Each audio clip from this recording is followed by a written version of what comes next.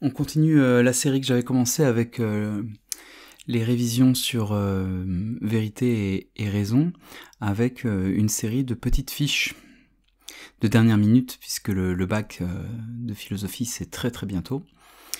Petites fiches qui vous permettront, on va dire, de brosser, d'avoir une vision un peu globale des problèmes philosophiques que posent des couples notionnels. Et on va commencer par le premier que j'ai travaillé, qui est le rapport entre justice et État. Alors, ce qu'on peut dire, c'est que le rapport entre la notion de justice et la notion d'État s'organise principalement autour de deux problèmes. Le premier va concerner la relation plus ou moins tendue, plus ou moins difficile à définir, entre la notion de légitimité et celle de légalité. Et le deuxième concerne la manière dont l'État peut ou ne peut être une institution juste. Pour pouvoir comprendre ces problèmes, on va d'abord s'intéresser à la distinction très connue et très importante à avoir à l'esprit quand vous allez être au bac lundi, là. C'est la distinction entre le légal et le légitime. Pourquoi c'est une distinction utile pour ce couple de notions? Parce qu'en fait, c'est une distinction qui souvent permet de problématiser, de résoudre, on va dire, un certain nombre de difficultés philosophiques que vont poser beaucoup de sujets gravitant autour de la question de la justice et de l'État. Alors, la légitimité désigne l'idée que la justice serait fondée sur un principe transcendant, c'est-à-dire que serait désigné comme juste un acte, une règle, une loi, dans la mesure où elle se conformerait à un principe découlant d'un ordre du monde, c'est-à-dire d'une nature des choses par exemple, ou bien de la raison humaine, qu'on considérerait alors comme une faculté supérieure qui est capable de trancher entre ce qu'il faut faire et ce qu'il ne faut pas faire. Donc quand on parle de légitimité, on parle donc de conformité avec le juste en soi en quelque sorte. Alors après la question évidemment ça va être de savoir où se trouve ce juste en soi, mais globalement c'est un principe, on appelle le principe transcendant un principe qui est supérieur, qui est au-delà on va dire de règles contingentes, de règles liées à telle ou telle société ou à tel ou tel groupe humain. Il y aurait un principe du juste en soi qui devrait gouverner en fait tous les comportements humains. Donc face à cette notion de légitimité, il y a la notion de légalité. La légalité, ça, donc en un mot, pas avec un L apostrophe, donc le légal, ça désigne l'idée que la justice n'est alors que la conformité avec une loi positive. Alors ici, positive ne veut pas dire bonne, évidemment, mais artificielle, c'est-à-dire une loi qui est issue de l'arbitraire d'un souverain ou de la délibération des citoyens, par exemple. Je prends un exemple concret pour que vous compreniez. L'interdiction de rouler au-delà de 130 km/h sur autoroute, c'est une loi positive, dans la mesure où elle ne découle pas d'un principe qui est transcendant, d'un principe supérieur, mais d'une décision d'un État, que ce soit du souverain à la tête de cet État ou bien de l'Assemblée démocratique qui décide des lois. Il n'y a pas a priori, en tout cas, on n'a pas le sentiment a priori qu'il y a un principe supérieur, une sorte de principe du juste en soi qui impliquerait que nécessairement la limite sur l'autoroute devrait être 230. Elle pourrait très bien être à 110 sans que ça brise a priori le principe du juste. Donc en gros, le légal, c'est juste conforme à la loi positive du pays, par exemple. Alors quel est le problème ? L'une des questions classiques de la philosophie du droit, c'est de savoir qu'est-ce qui fonde les lois, justement. Est-ce que c'est une simple décision arbitraire, un choix contingent d'un État, ou bien un principe de justice supérieure ? Si nous considérons que les lois d'un État ne sont rien d'autre que des règles écrites afin d'organiser l'existence politique des individus d'un territoire donné, dans ce cas-là, la loi est seulement légale, et sa légitimité, le fait de savoir si elle est juste ou non, ne se pose pas vraiment. En fait, dans ce cas-là, on considère simplement que le but d'un État, c'est d'organiser un système de règles, un peu comme on jouerait à un jeu de plateau, où vous décidez de certaines règles.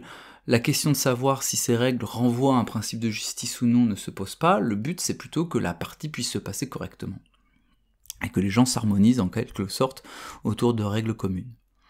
Bon, le problème c'est qu'une manière... cette manière-là d'appréhender la loi juridique, elle est problématique, parce qu'elle risque d'être confrontée au principe de justice des individus, justement, donc en gros à la question du légitime. Ainsi, si l'État décide par exemple d'instituer une loi positive qui oblige les individus à respecter une règle qui est visiblement injuste, pensons par exemple à une loi raciste, dans ce cas-là, il apparaît logique de dire que ces individus peuvent légitimement s'opposer à la loi en vigueur. Et dans ce cas-là, l'individu désobéissant tombe certes dans l'illégalité, hein, il s'oppose à la loi de son pays par exemple, mais sa désobéissance peut apparaître comme légitime, puisqu'elle serait en fait fondée sur un principe supérieur de justice, qui découle par exemple d'un ordre du monde, ou de l'usage souverain d'une raison qui déterminerait ce qui est moral ou non, ce qui est juste ou non. Et donc on pourrait dire, en fait, il désobéit certes, donc il est dans l'illégalité, mais en fait, ce qu'il fait, c'est simplement se conformer à une légitimité plus haute que la loi en question. En gros, je me rends compte que cette loi est injuste, alors je ne la respecte pas.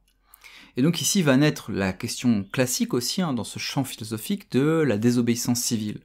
Et je vous conseille, pour approfondir ce point, d'aller voir du côté de Rawls ou d'Hannah Arendt. Rawls notamment est très intéressant parce qu'il va distinguer la désobéissance civile au sens strict, c'est-à-dire qu'est-ce que c'est en fait de produire des comportements, d'avoir un agir qui renvoie à la désobéissance civile, et l'objecteur de conscience, qui lui a plutôt une opposition de principe mais à une dimension individuelle. Bref, je vous laisse aller voir ça de votre côté. Bon, ce qu'on peut dire, c'est que le problème de la désobéissance civile et du recours à la légitimité pour justifier la désobéissance ou la positive de l'État, en fait, il est assez simple, ce problème à comprendre. En fait, la question, c'est comment savoir si ce que j'estime légitime l'est ou pas, tout simplement. Comment savoir si je désobéis à la loi parce qu'elle est injuste, ou seulement parce que je la considère comme telle sans pouvoir le justifier. Évidemment, le problème, c'est qu'on pourrait, je pourrais estimer, moi, que c'est contraire à ce qui me semble être les principes de justice de rouler à 130 km/h sur l'autoroute. Je pourrais considérer, en vertu d'un principe de liberté supérieur, qu'il ne devrait pas y avoir de limitation, par exemple. Oui, mais comment savoir si, mon impression, elle renvoie simplement à une impression subjective, affective, donc à quelque chose qui renvoie finalement qu'à ma petite personne, ou bien est-ce que mon sentiment, en fait, se niche véritablement dans une compréhension de ce que c'est la justice en soi, et donc j'ai toutes les raisons de désobéir. Donc, ce problème-là, qui est un problème finalement aussi lié à des questions morales, en fait, il vient aussi un problème plus profond quand on comprend que c'est aussi un problème politique. En fait, la question du rapport entre le légal et le légitime, c'est aussi le problème de la fondation même de l'État, en tant qu'institution souveraine, censée organiser la vie sur un territoire donné. Alors, donc je l'ai dit, un État, ça désigne l'institution d'une souveraineté sur un territoire donné. La souveraineté, ça se caractérise par la possibilité pour une institution d'user de la force et de la coercition pour contraindre des individus à respecter des règlements et des lois. Weber va décrire l'État comme l'instance qui possède le monopole de la violence légitime. C'est une définition très très classique. Ce qui veut dire que l'État est l'instance qui, pour exécuter ses différentes compétences, peut utiliser la violence, par le biais de la police par exemple, c'est le cas le plus typique, pour contraindre les sujets ou les citoyens à se conformer aux règles du jeu, en quelque sorte de la société que l'État institue. Bon, ce qu'il faut comprendre, c'est que la définition de Weber, elle est descriptive. Alors qu'est-ce que ça veut dire ? Ça veut dire qu'elle n'est pas normative. Weber ne dit pas ce qu'il faut que l'État soit. Weber considère lui-même que cette définition, c'est simplement, il décrit la manière dont l'État se pense lui-même. L'État se considère lui-même comme légitime à user de la violence. Mais ça ne dit pas que c'est réellement le cas. Donc c'est pas prescriptif, c'est pas normatif au sens où Weber ne dit pas il est normal, il est juste en quelque sorte que l'État ait le monopole de la violence légitime. Il dit juste, il reconnaît juste qu'un État, ça se reconnaît précisément au fait que ça se considère comme étant légitime à utiliser la violence si c'est nécessaire. Je vais prendre un exemple pour que vous compreniez le problème. Un État totalitaire peut user de violence alors même que les lois que cet État veut appliquer seraient apparemment injustes. Et donc là, le problème, il est le même. Qu'est-ce qui légitime qu'un État utilise la violence et la coercition pour obliger les habitants d'un territoire à respecter les lois ? Qu'est-ce qui fait qu'on considère qu'il y a une institution qu'on appelle l'État qui a le droit d'utiliser la violence pour faire respecter les lois ? Bon. La première réponse classique en philosophie politique, c'est de dire que l'État trouve sa légitimité dans le fait qu'il est l'institution qui permet de garantir une paix sociale. Qu'est-ce que ça veut dire ? Je sais pas, par exemple chez Hobbes, l'État doit être fort, et même en quelque sorte absolu dans sa force, pour éviter ce qu'il appelle la guerre de tous contre tous, qui caractérise la situation des humains si l'État n'était pas là pour réguler leur puissance individuelle, et qui se caractériserait par une méfiance réciproque et l'usage inconsidéré de la violence si l'autre, par exemple, s'oppose à mes affects, à mes désirs, et à mes nécessités biologiques. Bon, donc dans ce cas-là, l'État est légitime dans sa force, parce qu'en fait il permet d'apaiser en quelque sorte une situation potentiellement conflictuelle.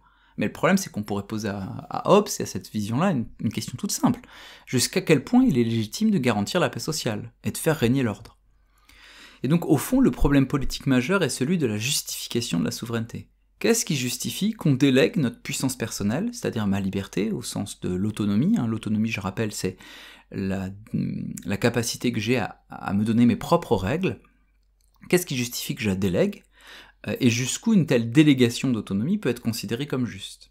Par exemple, si on considère que la sécurité est la valeur cardinale, c'est ça qui est le plus important, alors on peut considérer qu'il est juste d'assurer cette sécurité à tout prix. Dans ce cas-là, un cadre légal fort, et diminuant beaucoup la liberté des individus, peut être considéré comme juste. Mais si on considère que la liberté est la valeur cardinale, et plus la sécurité, alors on peut estimer au contraire que la loi n'est plus du tout légitime quand elle contraint trop fortement notre liberté. Et là, on pourrait alors se poser la question du curseur, oui, mais à quel point il ne faut pas contraindre notre liberté? La question politique est donc un questionnement autour de cet équilibre difficile. Et on peut aussi mêler la question de la fondation étatique à celle de l'évaluation morale. Ainsi, on peut se demander si un État a le droit d'outrepasser les questionnements moraux en vertu d'un principe supérieur qui serait celui de l'ordre ou du maintien de la communauté politique.